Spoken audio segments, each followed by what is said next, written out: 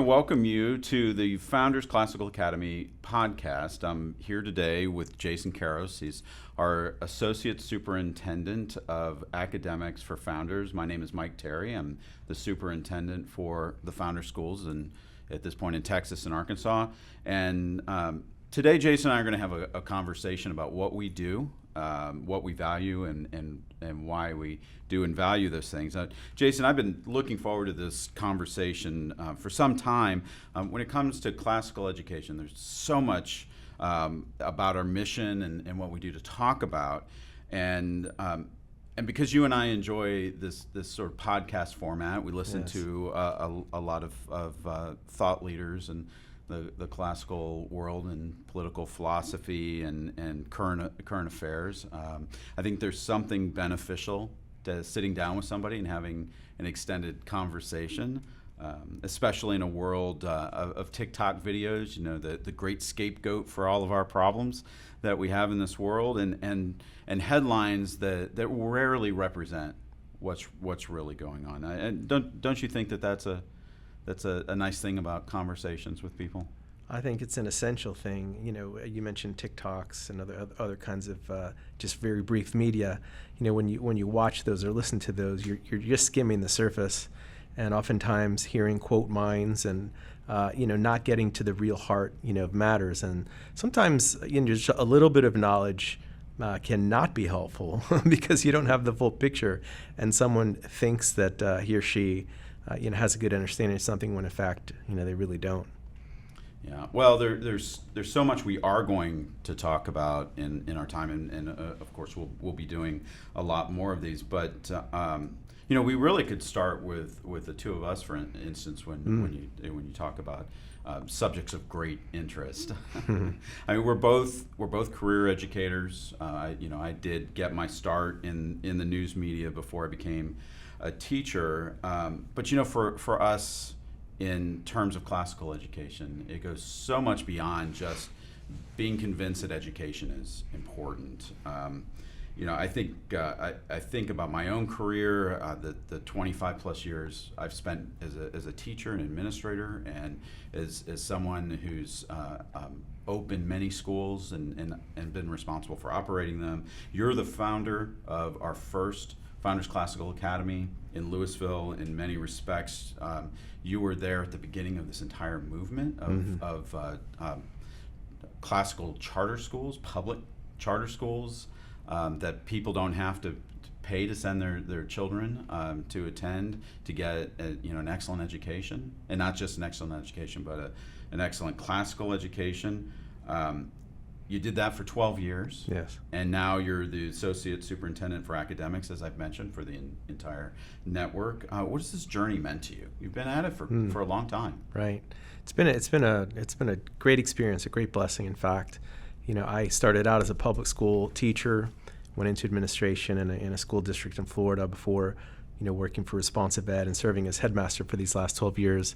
And the thing that sparked my journey into classical education, at least in terms of being an educator in a school, is my wife and I's children. And when it was time for our daughter to go to school, we began to search and realized we wanted something different, wanted something better than the norm. And so we enrolled her at a classical school in Florida. And shortly thereafter, I realized this is the path that I wanted to tread on.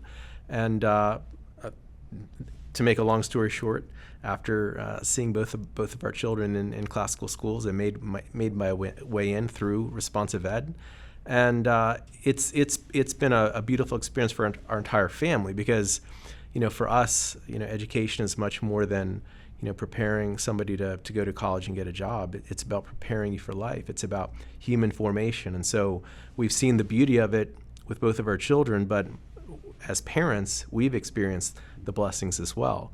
So, I mean, there's a lot I could talk about, in terms of the benefits of being a headmaster in a school like this, but just speaking about the familial experience that we had, it's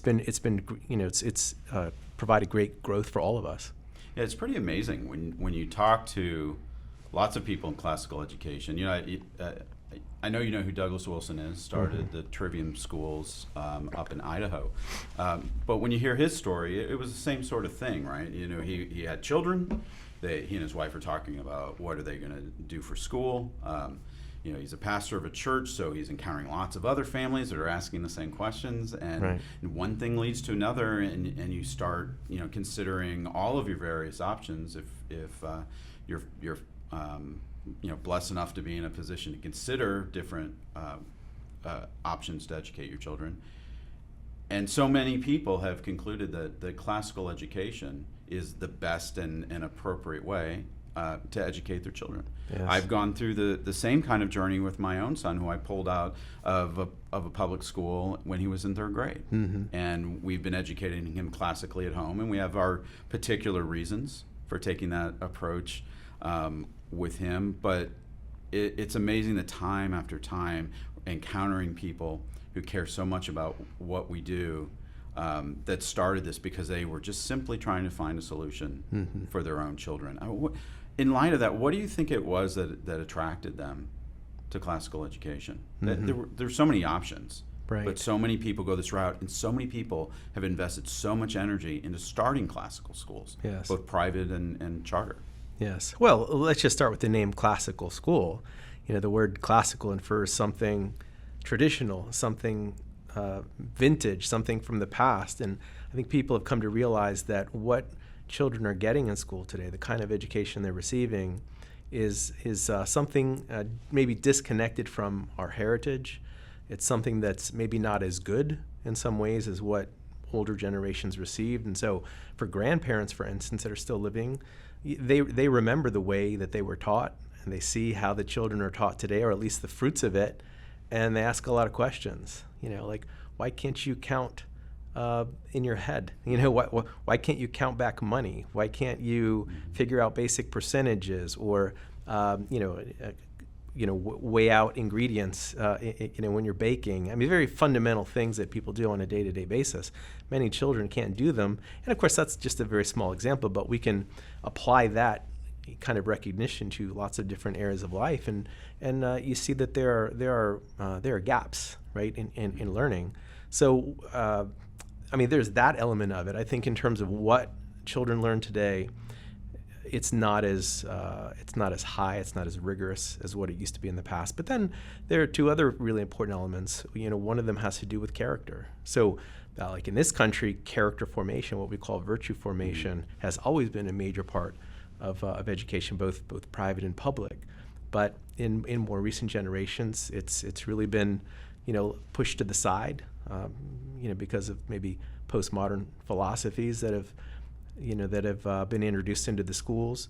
And so that's a concern for many parents. And what that's led to is not only a type of philosophy that maybe the students develop over time, being in that culture long term, but you see it in the way that violence, occurs in some schools. The kinds of things that schools now have to do just to maintain order were things that were unheard of in places in the past. And then finally, of course, in more recent times, this has really come to the fore, and that is, sadly, there's been political indoctrination in schools. Right. And parents, I think, want to know that when their children go to school, they're learning the fundamentals, right, both in terms of content, basic skills, and dispositions, without being pushed into a certain political philosophy that may not be in accord with what they're promoting at home. Yeah.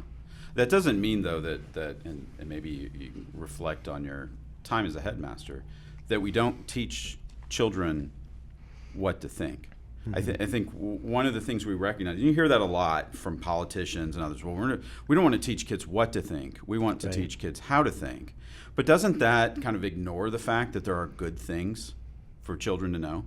Yes. And if there are good things for children to know, that we want them, and we can talk about this a little in a little bit related to our mission, but when there are good things for people to know, we want children to know those things. And so we're going to spend time pointing them to what's good. And we talk about the good, the true, the beautiful, which is a whole other discussion that we're going to have. But in your time as a headmaster, 12 years, you left probably a good administrative job in a district in Florida. That's right. Came here to do this. What has your experience been in relationship to what we call the transcendentals, the truth, goodness, and beauty, and teaching them about what is good in particular? Yes.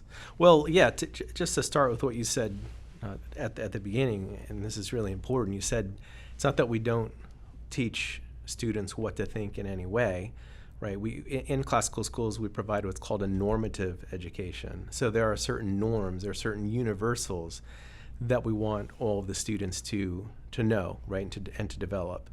And as a culture, because we've had a more common culture, maybe in previous generations in some ways, these would be agreed upon principles, agreed upon areas of knowledge that we would say, like, just to live well in harmony with others in the society, there are certain things that we have to know, both areas of knowledge and like just opinions about certain matters even. And if you don't, then there's going to be disharmony, there's going to be chaos, right? And here's the thing. So here's where I'd like to distinguish a couple of things. And when I said earlier, or when I was talking about political ideology before, what I'm saying there is, let's just use the example of civic principles, which we promote at our school. There are certain types of civic principles that are expressed in the Declaration of Independence, supported in the Constitution and other founding documents, that we promote, like certain liberties and natural law and right. self-governance and so on, right? Those are things that all students should learn. But when we get to the particulars, let's say on certain political topics of the day that may be affiliated with one party or the other, we don't want to get into that partisan realm, right? We're going to leave those kinds of things, to families, right? Especially areas of controversy, when we're talking about small children, right?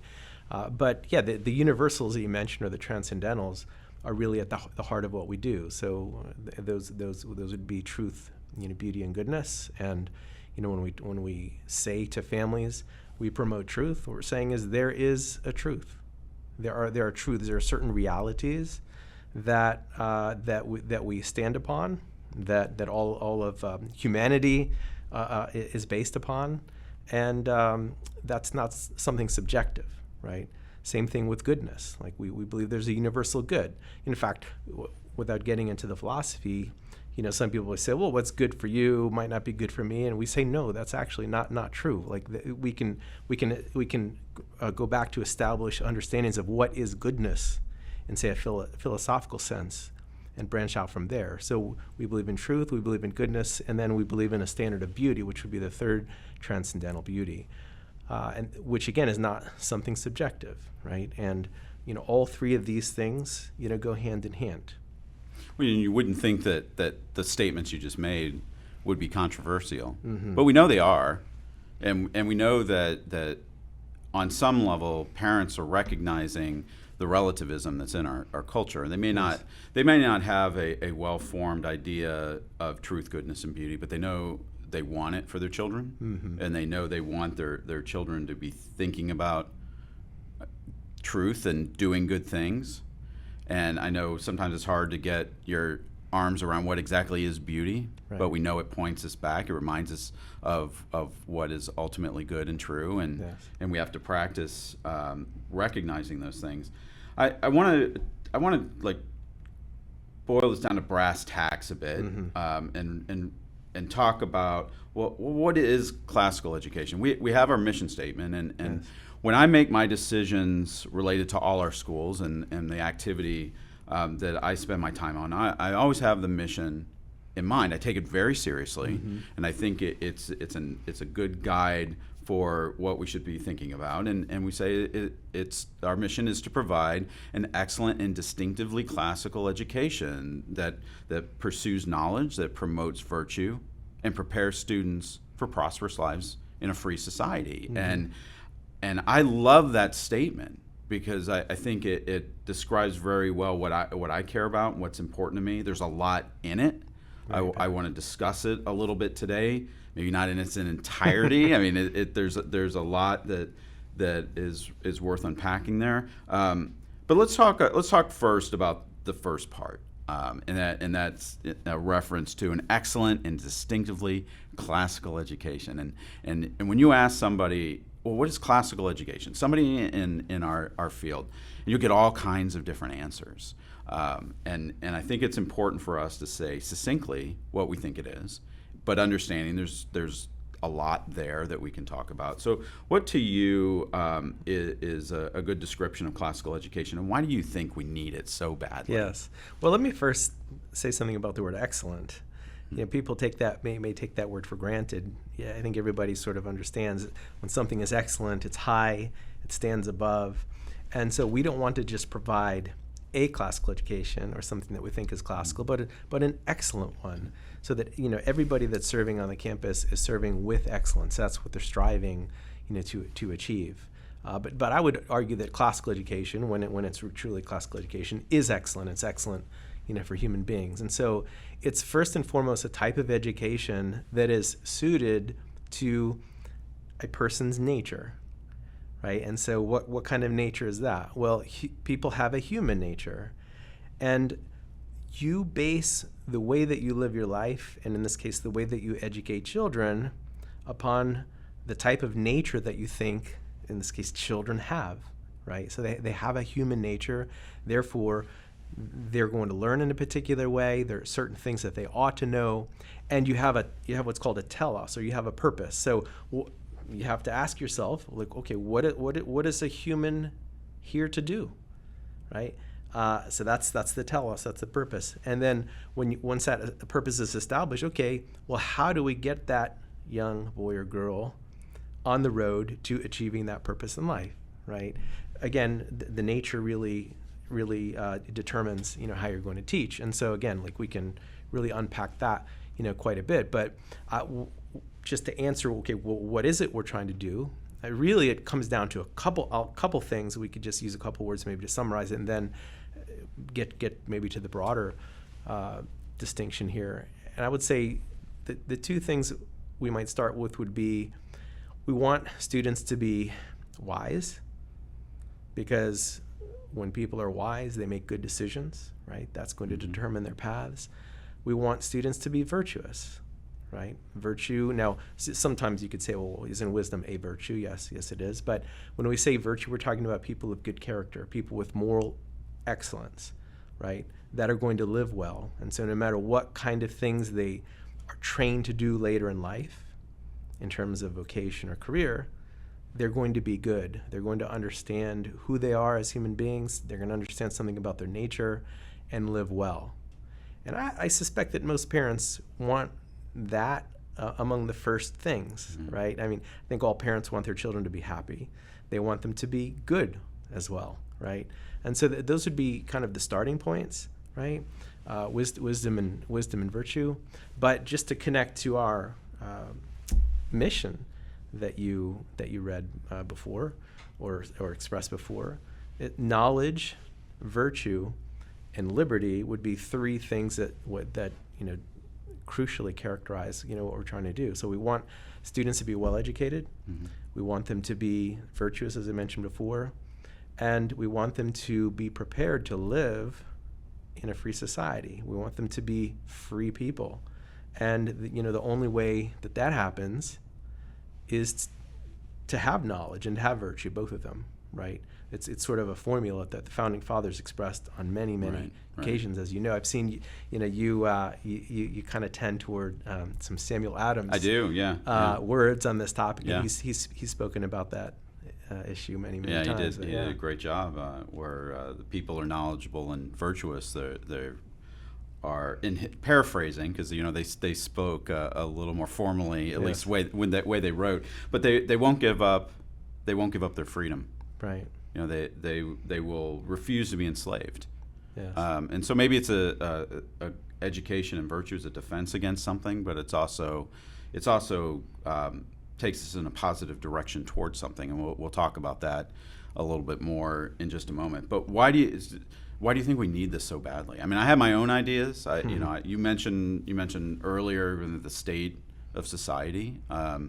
We see you mentioned the founding fathers and the Northwest Ordinance is this idea that when knowledge and virtue are diffused broadly, then the people conduct themselves as they ought. Again, I'm paraphrasing, but you get this idea that when people know things, but they also are seeking the good for themselves and for others, that they really don't need laws. Mm-hmm. That they conduct themselves in a way that's beneficial to their communities and their larger state that they live in, which I think is a remarkable thing. I think it's a formula that has just been discarded for well, I would say no good reason, but I think there are reasons why these ideas have been discarded. But what do you think about that? Why do you think our country has turned its back on both knowledge and virtue? Because I think if you look at our public schools today, there's a layer of students who I think are imparted a great deal of knowledge, and we see that the kids that'll go on to universities from public schools and after having taken AP courses and other advanced honors courses and become lawyers and doctors and contributing members. But I don't think that's the bulk of our students coming out of school. Right. So that's just my view. So in your view, why do you think we need this focus so badly? Yes.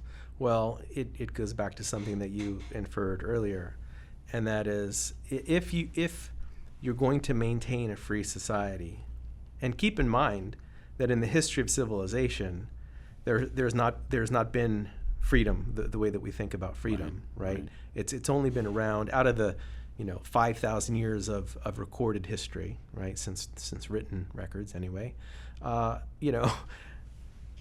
This is like a blip on the radar almost, right? It's really new and it's very fragile, and the founding fathers knew that, and they wrote about this. Look, in order to have a republic of liberty, people have to be virtuous, and if they're not virtuous, they need to be reined in, right? They need the Leviathan, right? And this is the fundamental idea here, right? And so what we see in our society, I think, and this has been cataloged in all kinds of ways, our levels of knowledge in general have decreased. Some people would argue that our morality is at a low in many ways. Just consider the statistics on violence and all kinds of crimes, and at some point something has to give, right? You no longer have the liberties that you've had before, and a more tyrannical regime has to keep control. So I mean, a lot of dystopian stories have told this story many times before, but connecting back to what you said earlier about, it seems like there's maybe a small group of people that are getting an excellent education, that are well educated. This actually is a major problem. This is what you see in some places in Latin America and in other countries, where you have an elite, well educated, who control all the decision making, control the vast amount of wealth in a land, and then almost everybody else is living a more subsistence existence, right? And this is a potential problem in this country, because if you just look at education data, right, just look at test scores, and not just in reading and mathematics, but in civics as well, like on the national National Assessment for Education Progress exams that students take across the country. Civic and historical knowledge is very low as well, and you're talking about the great majority of our students, and yet there's this elite group. Maybe they go to good private schools, perhaps they're in classical schools now, right? Or those that go on to those elite colleges, they're getting the training for leadership. They're going to be the leaders in government, in business, in other arenas, but it's such a small group that you can't have a healthy society with such a disparity, right? So I can envision a time when we have this very small group of well-educated people with the vast majority of the people that are just living day to day to get by, and then what happens? There has to be some disruption somewhere. So the middle class, the healthy middle class, is something that the founding fathers talked about, right? It's something that we've had for most of our country's history, and that I think is in jeopardy. That's another element of being well educated, right? And so that's I think a real possibility if things continue the way they are. Is it carelessness, How does a society go from prioritizing the things that are going to make it prosper? We use that word in our mission statement. Yeah, well, why don't you say something about that word? So to lead prosperous lives in a free society, because Right. I think sometimes people think of that word as simply financial prosperity. Right. But what does that mean? Yeah, I think it's a great word, first of all, and it does imply a certain level of success. To me, though, it's multifaceted. I mean, the word prosper indicates that someone has been able to fulfill their potential, or they're on that path to fulfilling their potential. That they're doing something that's productive. Mm-hmm. They're doing something that helps other people and contributes to their society. They're responsible for their families. Maybe they've accumulated some wealth that they now can share philanthropically with others. That's always a great aspect of it. Hopefully it doesn't mean that they have the big house and the nice car and they take vacations 3 times a year to exotic places, and that's all it is. I like to think of it, especially when you connect prosper to this idea of a free society, that it's indicating that everybody's doing well, that they're using their time well, and they're not beholden to some outside force telling them what to do. You said a few minutes ago that what we've had for the last couple hundred years is unique. Right. That in no time in human society have large percentages of the population ever gotten to do what they want. They've not been able to think of prospering.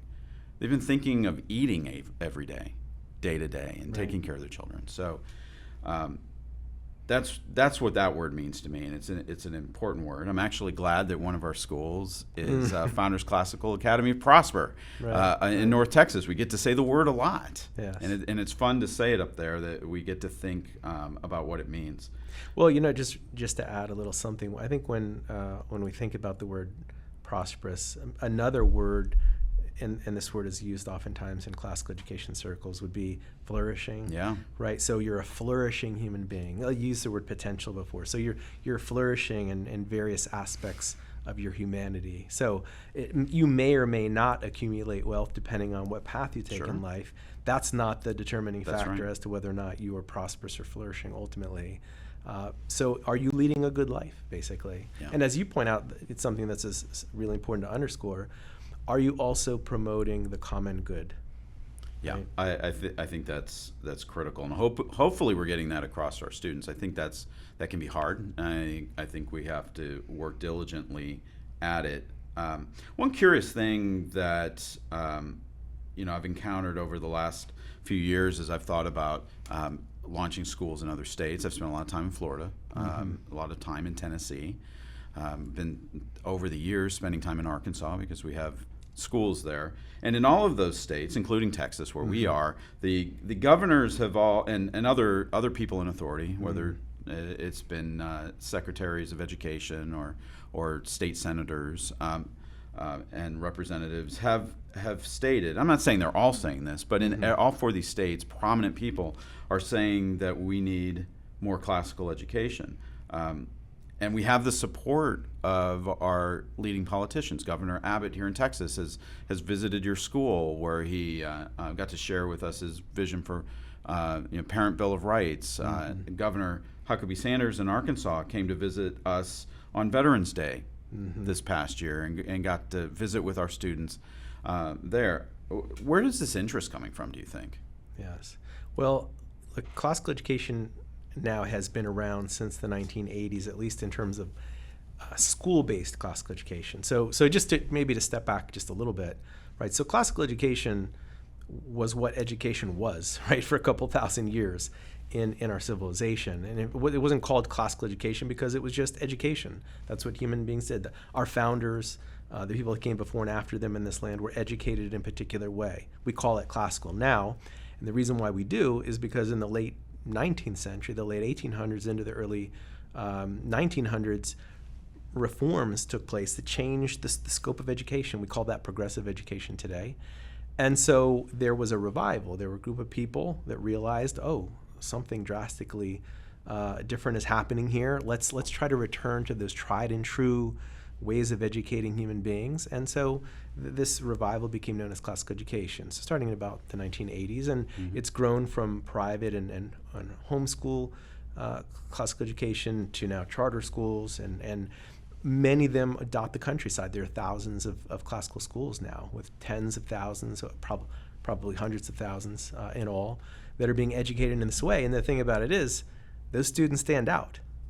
They stand out in lots of ways, not just in academics, but in terms of their gravitas, like their character, right? They're set apart in lots of ways. And so these results have gotten the attention of leaders, thankfully. And with the help of some collegiate institutions, like right here in our back door, we have the University of Dallas, we have Houston Christian, a little south of us, and others that are promoting what we call classical liberal arts or classical education. It's really gained a lot of momentum.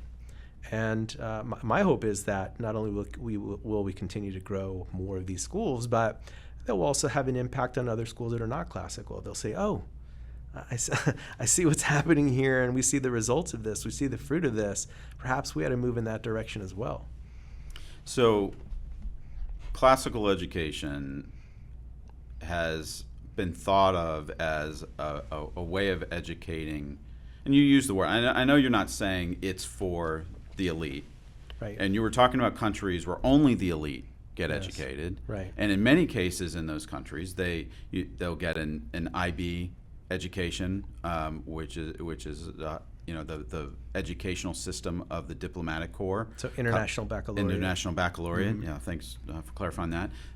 That was particularly promoted by the British Foreign Service, and so across the British Empire, the International Baccalaureate became known as high quality education.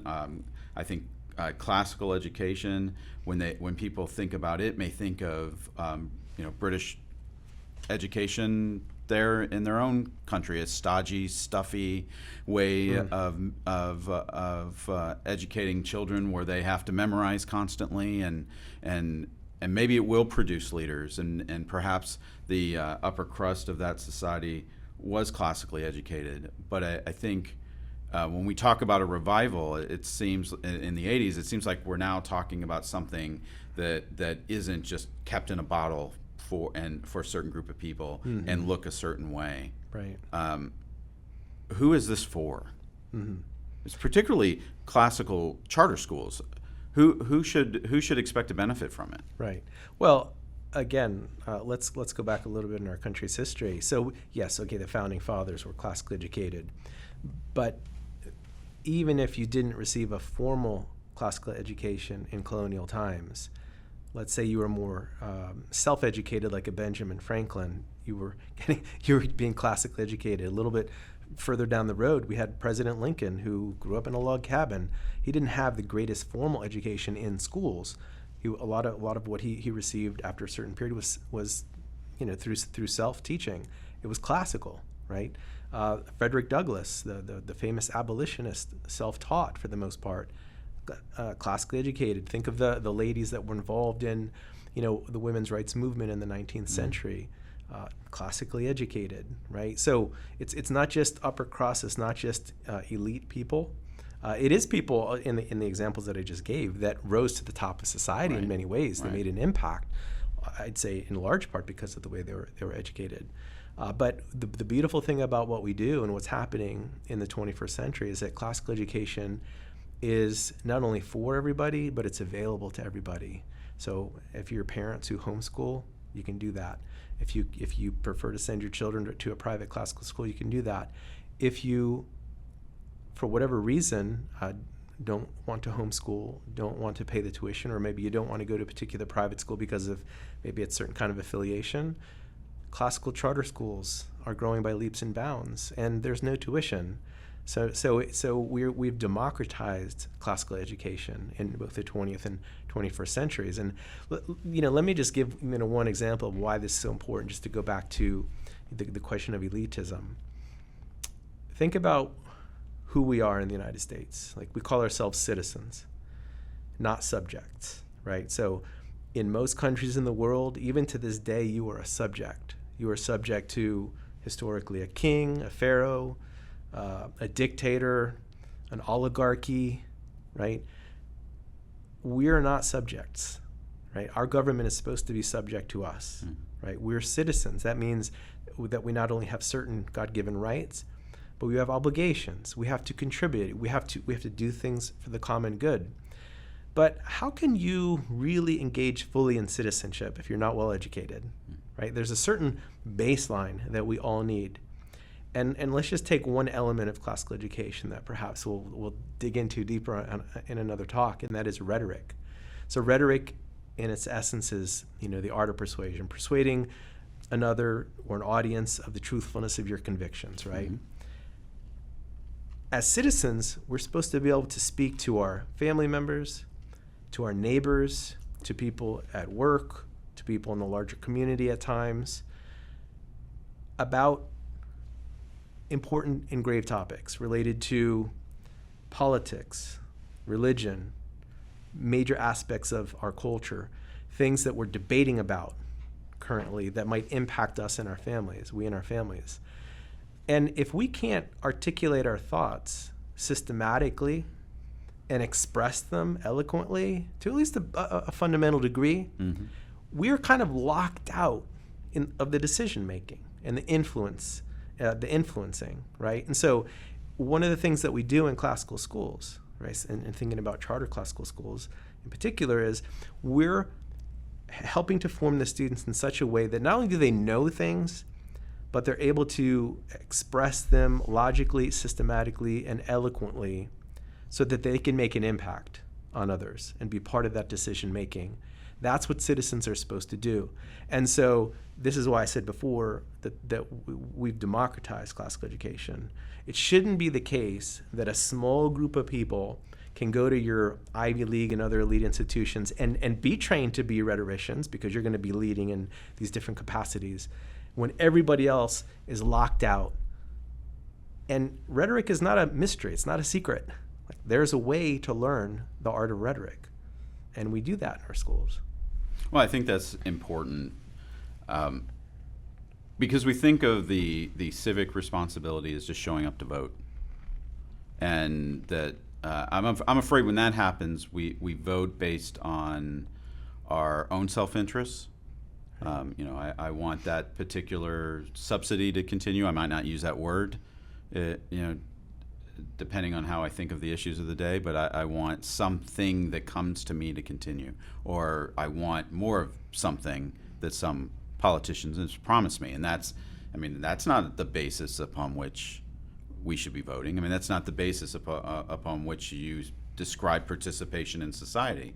It's not about what I can vote my way.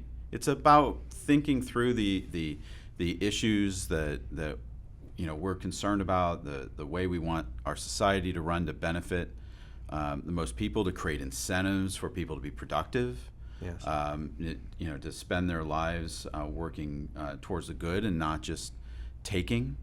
But we get that gets lost a lot, I think, in what we do and how we think about being a citizen. And I'm glad we're making that distinction for our students. I can't tell you how impressed I am when I meet, say, a business owner or somebody who has a lot at stake in terms of, say, their business interests when it comes to making political kinds of decisions. And then they say, you know what, this would be better for my business, but I'm not going to vote for that because this other way would be better for the country. It's more in line with my overall philosophy and principles, right? So what that shows is that the person has character, right? Yeah. There's an element of virtue in that person, and he or she is able to make discernment, right, or use discernment to make a good decision, which is, again, one of the other things we're trying to do, with the students, to help them to be wise people, right, that are not only self-interested. I agree, and as you're talking, there's so many different directions that I'd love for this conversation to go. I mean, and I'm not going to take them there today. We'll have more opportunities to talk about that. But I mentioned incentives. You talked about the business owner making a decision that's best for in maybe in his case the free market.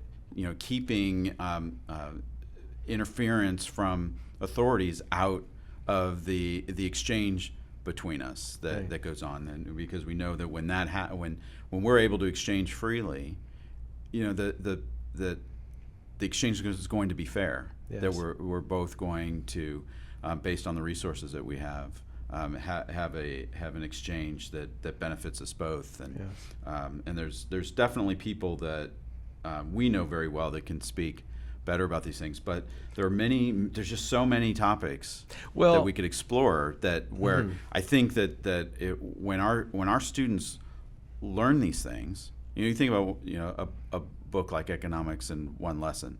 Yes.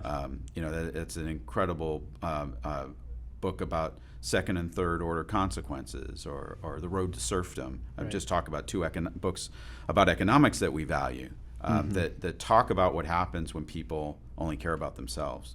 And so if we're raising young people to think about their position in society with a sense of responsibility to themselves and to others, I think we're in a much better position for our students to flourish and prosper. Absolutely, absolutely. And since you brought up economics, maybe we can just sort of return to the definition of classical education in some way, but then to answer a question that somebody might ask, well, okay, I agree with what you're saying.